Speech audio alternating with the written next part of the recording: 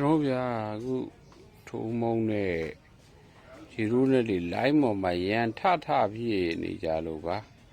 အဲ့လေးတစ်ခုပြောမလို့ပြဿနာအေယာရီတိုင်းမှာလို့ရန်ကုန်မှာလို့ဖြစ်တော့ဘာမှဒီထိုးမုံနေသွားတယ်ဘာတမ်းမပြောင်းရန်ကုန်လာမိရောက်တယ်လူ10ယောက်လာတယ်တကယ်သိကြတယ်အဲ့10ယောက်လောက်ကတော့တကယ်ကူညီတာ2ယောက်လောက်ကဘာသားမယ်ညာသားမယ်ဆိုပြီးဒီမှာလာကြတာကျွန်တော်မန်းလေးဆိုတော့မျိုးပါလေစည်းကျူတော်ကြီးမီးလောင်သွားတဲ့အချိန်မှာဟတ်လို့ပဲမိုးကြီးရွာလာပဲအဲ့ဒီမှာအကြီးတောင်ကနေပြီးတုတ်ကျွေးတာကြက်ချီနေအကုန်လုံးအခုချိန်ကြီးကြက်ချီနေတုတ်ဆိုတော့နာမည်ကြီးနေတော့ပဲတစ်ဖက်မှာတော့ဒီပဲကျွန်တော်ပြောချင်တာပြဿနာမလိုပဲနဲ့စဉ်စပတ်အနာမလုံးကြသားမှာလေဒီမှာဘာဖြစ်နေလဲဒီမှာငလင်တွေရောမီးဘေးတွေရောအဲ့ဒါပြင်ခုမိုးဘေးရော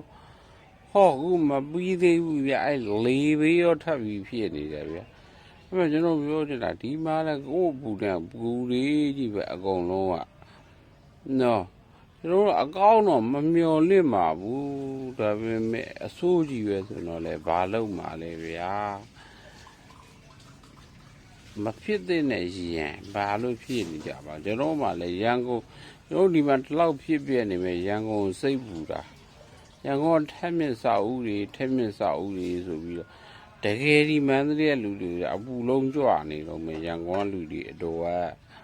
ပြောနေတာအကုန်လုံးစိတ်ပူပါတယ်မန္တလေးကအဲ့လိုမျိုးပါကျွန်တော်တို့ကဆရာစုမြတ်ရေးတဲ့စာလေးတောင်သွားပြီးပြောရင်းနဲ့သတိရသည်ကျွန်တော်တို့ကမီးတောက်တွေငှက်တွေ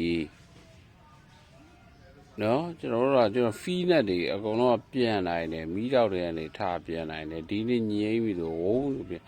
မန်းလေးသားတွေမန်းလေးသူတွေအပြုံးမပြောက်ဘူးအကုန်လုံးဒါပေမဲ့ချစ်ခင်အကုန်လုံးနေကြဖို့ပါပဲကျန်နေဘာလို့ဖြစ်နေကြလဲဗျာကျွန်တော်ပြောမဖြစ်ပါနဲ့